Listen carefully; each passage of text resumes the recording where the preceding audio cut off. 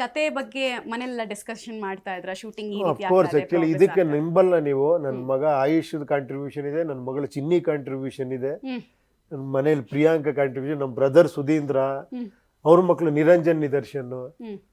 ನಾನೇನೋ ಒಂದು ಹೇಳ್ದಾಗ ನನಗೇನಂದ್ರೆ ಈಗಿರೋ ಯೂತ್ಗೆ ಏನಿದೆ, ನಂದು ಐಡಿಯಾ ಇಷ್ಟ ಆಗತ್ತಾ ಏನೋ ಒಂದು ಹೇಳಿದಾಗ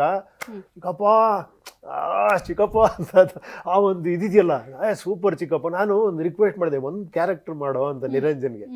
ಚಿಕ್ಕಪ್ಪ ನನಗೋಸ್ಕರ ನೀವು ಇದೆ ಹಿಂಗೆ ಹೋಗ್ಬೇಕು, ನೀವು ಸುಮ್ಮನೆ ಇರಿ, ನನ್ನೆಲ್ಲ ತರಲೇಬೇಡಿ, ನಿಮ್ ತಲೆ ಓಡ್ಬೇಕು, ನನಗೋಸ್ಕರ ನೀವು ಏನು ಒಂದು ಕ್ಯಾರೆಕ್ಟರ್ ತರಬೇಡಿ ನೀವು. ನಿರಂಜನ್ ನಿಜವಾಳು ನಂಬ್ತೀರಾ, ಉಪೇಂದ್ರ ಜೊತೆ ಒಂದು ಆಕ್ಟ್ ಮಾಡ್ಬೇಕು ಅಂತಾರೆ. ಚಿಕ್ಕಪ್ಪ ಬೇಡ, ಹಿಂಗೆ ಹೋಗ್ಬೇಕು, ಆ ಕಥೆನೇನು ಡಿಸ್ಟರ್ಬೇ ಮಾಡ್ಬೇಡಿ ಅಂತ. ಸೊ ಆ ಥರ ಎಲ್ಲಾರ್ದು ಕಾಂಟ್ರಿಬ್ಯೂಷನ್ ಇದೆ ಈ ಸಿನಿಮಾದಲ್ಲಿ. ನನ್ನ ಫ್ರೆಂಡ್ಸ್ಗಳಿರ್ಬೋದು, ಅವ್ರ ಫ್ಯಾಮಿಲಿ, ನಾನು ಎಲ್ಲರ ಹತ್ರ ಡಿಸ್ಕಸ್ ಮಾಡ್ತೀನಿ. ನಿಮ್ಗೆ ಆಶ್ಚರ್ಯ ಅನ್ಸ್ಬೋದು, ನಾನು ಅವ್ರ ವೈಫ್ಗಳ ಜೊತೆ, ಅವ್ರ ಮಕ್ಳುಗಳ ಜೊತೆ, ಹಿಂಗಿದೆ ಲೈನ್ ಏನ್ ಅನ್ಸುತ್ತೋ, ಹಿಂಗ್ ಬರುತ್ತೆ, ಹಿಂಗ್ ಓಪನಿಂಗ್ ಆಗತ್ತೆ, ಹಿಂಗಾಗತ್ತೆ ಅಂತ. ಜಸ್ಟ್ ಏನ್ ಹೇಳಿ, ಅದು ನನ್ನ ಇದಕ್ಕೋಸ್ಕರ, ನನ್ನ ಸರಿ ಮಾಡ್ಕೊಳ್ಳೋಕೋಸ್ಕರ ಅಷ್ಟೇ. ಅದು ಸೂಪರ್. ಈಗ ಒಂದು ಸಿನಿಮಾ ನೋಡಿದಾಗ ಒಂದು ಹೀರೋ ನೋಡ್ಬಿಟ್ಟು ನಾವು ಫಾಲೋ ಮಾಡ್ತೀವಿ ಅವ್ರನ್ನ, ಅಂದ್ರೆ ಈ ಹೀರೋ ನಾನು ಆಗಿರ್ಬೋದು ನನ್ನ ಕನಸಿನಲ್ಲಿ, ನಂದೊಂದು ಭ್ರಮಾಲೋಕದಲ್ಲಿ ನಾನು ಇರ್ತೀನಿ. ಇಲ್ಲಿ ನಾಯಕನನ್ನ ಫಾಲೋ ಮಾಡಬೇಕಾ ಬೇಡವಾ ಅನ್ನೋದು ಒಂದು ಪ್ರಶ್ನೆ ಹೇಳುತ್ತೆ. ಮತ್ತೆ ನಾಯಕನನ್ನ ಫಾಲೋ ಮಾಡಿ ಅಂತ ಸಂದೇಶ ಕೊಡ್ತೀರಾ, ಅಥವಾ ನಾಯಕರು ನೀವಾಗಿ ಅಂತ ಸೃಷ್ಟಿಯಾಗಿ ಅಂತ ನೀವು ಸಂದೇಶ ಕೊಡ್ತೀರಾ, ಯಾವುದು? ಅದನ್ನ ನೀವು ಸಿನಿಮಾ ನೋಡಿ ನೀವು ಹೇಳ್ಬೇಕು ಯಾವ ಸಂದೇಶ ತಗೊಂಡ್ರಿ. ನೀವು ಒಂದು ಬರ್ದಿರ್ತೀರಲ್ವಾ, ಸೊ ನಿಮ್ ಪ್ರಕಾರ ಏನು ಅಂತ? ಇಲ್ಲ ಆಗಲ್ಲ, ನಾನು ಅದೇ ಮತ್ತೆ ಹೇಳ್ತೀನಲ್ಲ, ಇದು ಹೆಂಗೆ ಹೇಳಿ ನಿಮ್ಗೆ. ಸೊ ಇಟ್ ಈಸ್ ನಾಟ್ ಸಂದೇಶ ಕೊಡೋಕ್ಕೋಸ್ಕರ ಅಂತಲ್ಲ, ಆ್ಯಕ್ಚುಲಿ ಇಟ್ ಹ್ಯಾಪನ್ಸ್. ಆ್ಯಕ್ಚುಲಿ ಅದಾಗ್ತಾ ಹೋಗುತ್ತೆ ಆ ಸಬ್ಜೆಕ್ಟ್ ಒಳಗಡೆ, ಹಲವಾರು ಲೇಯರ್ಸ್ನ ಮುಡಿದಾಗ ಅದು ಹೆಂಗೆ ಹೇಳಿ ನನಗೆ ಗೊತ್ತಾಗ್ತಾ ಇಲ್ಲ. ಅದು ಈಗ ಕ್ರಿಯೇಟ್ ಯುವರ್ ಓನ್ ಸ್ಟೈಲ್ ಅನ್ನೋ ಹಾಗೆ ಯು ಬಿ ಅ ಹೀರೋ ಅನ್ನೋದಕ್ಕೆ ಹೊರಡ್ತಾ ಇದ್ದೀರಾ, ಅಥವಾ ಯು ಫಾಲೋ ಮೀ ಅಂತ ಹೇಳೋದಕ್ಕೆ ಹೊರಡ್ತಾ ಇದ್ದೀರಾ? ಆ ಥರ ಅದು ನಿಮಗೆ ಬಿಟ್ಟಿದ್ದಷ್ಟೇ.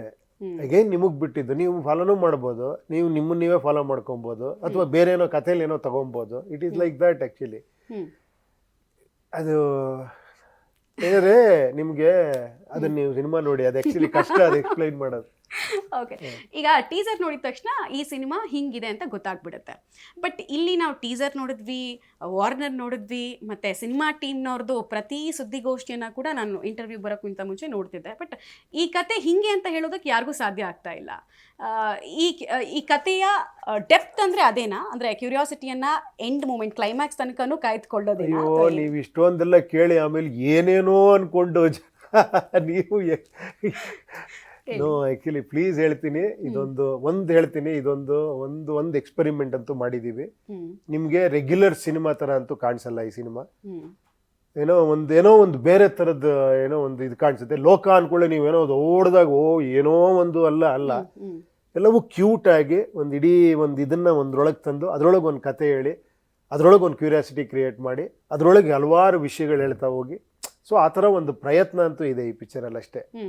ಓಕೆ, 9 years ಆದಮೇಲೆ ಡೈರೆಕ್ಷನ್ ಕ್ಯಾಪ್ ತೊಟ್ಟಿದ್ರಿಂದ ನಿಮ್ಗೆ ಏನೇನು ಹೇಳ್ಕೊಳ್ಬೇಕಾಗಿತ್ತು, ಏನೇನು ಸಮಾಜಕ್ಕೆ ಹೇಳಬೇಕಾಗಿತ್ತು, ಅಥವಾ ನಿಮಗೆ ಒಂದು ಸಿನಿಮಾ ಆಗಿ ಯಾವ ರೀತಿ ಕ್ರಿಯೇಟಿವ್ ಆಗಿ ಕ್ರಿಯೇಟ್ ಮಾಡಬೇಕಾಗಿತ್ತು, ಎಲ್ಲವನ್ನು ಮಾಡಿರೋ ಸ್ಯಾಟಿಸ್ಫ್ಯಾಕ್ಷನ್ ಇದೆಯಾ, ಅಥವಾ ಇನ್ನೂ ಕೆಲ ವಿಚಾರಗಳನ್ನು ನಾನು ಟಚ್ ಮಾಡಲಿಲ್ಲ ಅನ್ನುವಂತಹ ವಿಚಾರ ಇದೆಯಾ, ಹೇಗೆ? ಇಲ್ಲಪ್ಪ, ಆ ಥರ ಅಲ್ಲ. 2 ವರ್ಷ ಮಾಡಿ ಇನ್ನೂ ಸ್ಯಾಟಿಸ್ಫ್ಯಾಕ್ಷನ್ ಇಲ್ಲ ಅಂದರೆ ನಾನು ಹೇಳಿದ್ದು ಆ ಥರ ಇಲ್ಲ. 100% ಒಂದು ಸ್ಯಾಟಿಸ್ಫ್ಯಾಕ್ಷನ್, ಅದ್ರ ಮೇಲೆ ಕಥೆಯಲ್ಲಿ ಒಂದು ಸ್ಯಾಟಿಸ್ಫ್ಯಾಕ್ಷನ್, ಆಮೇಲೆ ಶೂಟಿಂಗ್ ಇಳಿದಿರ್ತೀವಿ. ಶೂಟಿಂಗಲ್ಲಿ ಏನೇನೋ ಮಾಡ್ತಾ ಸ್ಯಾಟಿಸ್ಫ್ಯಾಕ್ಷನ್ ಮಾಡ್ಕೊತಾನೆ ಹೋಗ್ತೀವಿ ಪ್ರತಿ ಸ್ಟೇಜಲ್ಲೂ. ಮತ್ತು ಎಡಿಟಿಂಗಲ್ಲಿ ಮತ್ತೆ ಆ ಸ್ಯಾಟಿಸ್ಫ್ಯಾಕ್ಷನ್ ವರ್ಕ್ ಮುಂದುವರಿತದೆ. ಕರೆಕ್ಟ್ ಇದೆಯಾ, ಕರೆಕ್ಟ್ ಇಲ್ವಾ, ಇದಕ್ಕೇನಾರ ಎಕ್ಸ್ಟ್ರಾ ಬೇಕಾ, ಅಗೈನ್ ಇಟ್ ಈಸ್ ನಿರಂತರ. ಅದು ಹೇಳೋದಲ್ಲ, ಫೈನಲ್ಲ ರೆಡಿ ಆದಾಗ ಒಂದು ಸ್ಯಾಟಿಸ್ಫ್ಯಾಕ್ಷನ್ ಆದಾಗಲೇ ನಾವು ಓಕೆ ಅಪ್ಪ ಅಂತ. ಅದಾದ್ಮೇಲೆ ಮತ್ತೆ ಇದೆ ಮ್ಯೂಸಿಕ್ ಅದು ಕರೆಕ್ಟಾಗಿ. ಸೊ ಟೆಕ್ನಿಕಾಲಿಟಿ ಮಾತಾಡ್ತಾ ಕೂತ್ಕೋಬೇಕು ನಾನಿಲ್ಲಿ. ಆ ಥರ ನಿಮ್ಮ ಇಂಟೆನ್ಸಿಟಿಯನ್ನು ಹೆಂಗೆ ತಡ್ಕೊಳ್ತಾರೆ ಚಿತ್ರತಂಡದವರು ಅನ್ನೋದು ಪ್ರಶ್ನೆ ಆಗುತ್ತೆ. ಬಿಕಾಸ್ ಒಂದೊಂದು ಸೀನಲ್ಲೂ ಕೂಡ ಒಂದೊಂದು ಇಂಟೆನ್ಸಿಫೈಯಿಂಗ್ ಅಂಶಗಳಿದೆ. ಸೊ ಚಿತ್ರತಂಡದವ್ರಿಗೆ ಹೇಳಿದಾಗ, ಅಂದರೆ ನಿಮ್ಮ ಜೊತೆ ಟೆಕ್ನಿಷಿಯನ್ಸ್ಗೆ ಹೇಳಿದಾಗ ಅಥವಾ ಪ್ರೊಡ್ಯೂಸರ್ಸ್ಗೆ ಹೇಳಿದಾಗ ಎಲ್ಲರಿಗೂ ಕಂಪ್ಲೀಟಾಗಿ ಅರ್ಥ ಆಗ್ತಾ ಇತ್ತಾ? ಇಂಟೆನ್ಸಿಟಿ ಬಗ್ಗೆ ಯಾರಾದರೂ ಕೇಳಿದ್ರಾ ನಿಮ್ಮನ್ನು?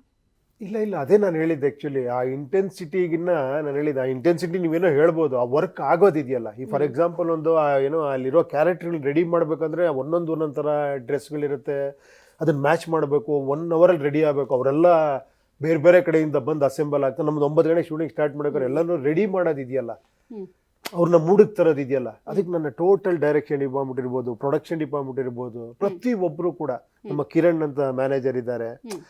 ಸೊ ಅವರಿಂದ ಹಿಡಿದು ಪ್ರತಿಯೊಬ್ಬರದ್ದು ಇನ್ವಾಲ್ವ್ಮೆಂಟ್ ಇರುತ್ತೆ ಅದರಲ್ಲಿ. ಅವ್ರನ್ನ ಕರೆಕ್ಟಾಗಿ ಕರೆಸೋದಿರ್ಬೋದು. ಆಮೇಲೆ ಕ್ಯಾಮ್ರಾ ಡಿಪಾರ್ಟ್ಮೆಂಟ್, ಎಸ್ಪೆಷಲಿ ಹೇಳ್ಬೇಕಾದ್ರೆ ಯಶಸ್ವಿನಿ ಅಂತ ಒಬ್ರು ಇದ್ರು ಲೈಟಿಂಗ್ ಮಾಡ್ಬೇಕಾದ್ರೆ.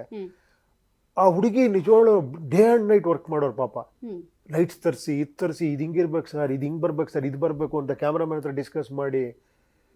ಅದನ್ನ ಹೆಂಗೆ ಹೇಳಿ, ನಾನು ಇಲ್ಲಿ ಎಷ್ಟು ಹೇಳಿದ್ರು ಕಡಿಮೆನೆ ಆ ವರ್ಕ್ ಬಗ್ಗೆ. ಏನು ಹೇಳಿ, ಇಂಟೆನ್ಸ್ ವರ್ಕ್ ಮಾಡೋದು ಈ ನನ್ನ ಟೀಮ್ ಆ್ಯಕ್ಚುಲಿ. ನೀವೇನಾದ್ರೂ ಟ್ರೈನಿಂಗ್ ಕೊಟ್ಟಿದ್ದ ಆರಂಭಿಕ ಹಂತದಲ್ಲಿ ಎಲ್ಲರೂ ರೆಡಿ ಆಗಿ ಇದಕ್ಕೆ ಫೋಕಸ್ಡ್ ಆಗಿರಿ, ಡೆಡಿಕೇಟೆಡ್ ಆಗಿರಿ ಅಂತ ಹೇಳಿದ್ರೆ ಅಥವಾ ಆ ಥರ ಏನಿಲ್ಲ, ಅದು ಆಟೋಮೆಟಿಕ್ ಆಗಿ ಅವ್ರವ್ರ ಕೆಪಾಸಿಟಿ ಹೊರಗೆ ಬಂದ್ಬಿಡುತ್ತೆ. ಏನು ಹೇಳಿ, ನೀವು ಆ ವಿಷಯ ಇಡ್ಬೇಕಷ್ಟೇ, ಹಂಗಿರ್ತಾರೆಲ್ಲ, ಬಿಟ್ರೆ ಸಾಕು ಹಂಗೆ ಎಗ್ರಾಡಿ ಆ ಥರ ಕೆಲಸ ಮಾಡ್ಬಿಡ್ತಾರೆ. ಸಿನಿಮಾದ ಫೈನಲ್ ಔಟ್ಪುಟ್ ಅನ್ನ ಎಲ್ರಿಗೂ, ಚಿತ್ರತಂಡದ ಎಲ್ರಿಗೂ ತೋರಿಸಿದ್ದೀರಾ ಅಥವಾ ಇನ್ನೂ ಅವ್ರಿಗೂ ಸಸ್ಪೆನ್ಸ್ ಅನ್ನು ಇಟ್ಕೊಂಡು? ಇಲ್ಲ, ಅವರು over all part and parcel of the cinema ಅಲ್ಲ, ಪ್ರತಿಯೊಂದು ಸ್ಟೇಜಲ್ಲೂ ಇದ್ದಾರೆ. ಬಟ್ ಅದು ಫೈನಲ್ ಆಗಿ ಯಾವ ಥರ ಎಡಿಟಿಂಗ್ ಆಗಿ, ಯಾವ ಥರ ಮ್ಯೂಸಿಕ್ ಆಗಿ, ತುಂಬಾ ಜನ ಶೂಟಿಂಗ್ ಅಲ್ಲಿ ಇರೋರು ಅದನ್ನ ನೋಡೋಕ್ಕಾಗಿರಲ್ಲ. ಸೊ RRR ಅಲ್ಲಿ ಬಂದು ಕೆಲಸ ಮಾಡೋರು ಬೇರೆದ್ ನೋಡೋಕ್ಕಾಗಿರಲ್ಲ. ಆ ಥರ ಒಂದೊಂದು ಪಾರ್ಟಲ್ಲಿ ಒಬ್ಬೊಬ್ರು ಕೆಲಸ ಮಾಡೋದ್ರಿಂದ ಪರಿಪೂರ್ಣವಾಗಿ ಏನು ಹೇಳಿ ಎಲ್ಲರೂ ನೋಡೋಕ್ಕಾಗಲ್ಲ ಅದನ್ನ. ಓಕೆ.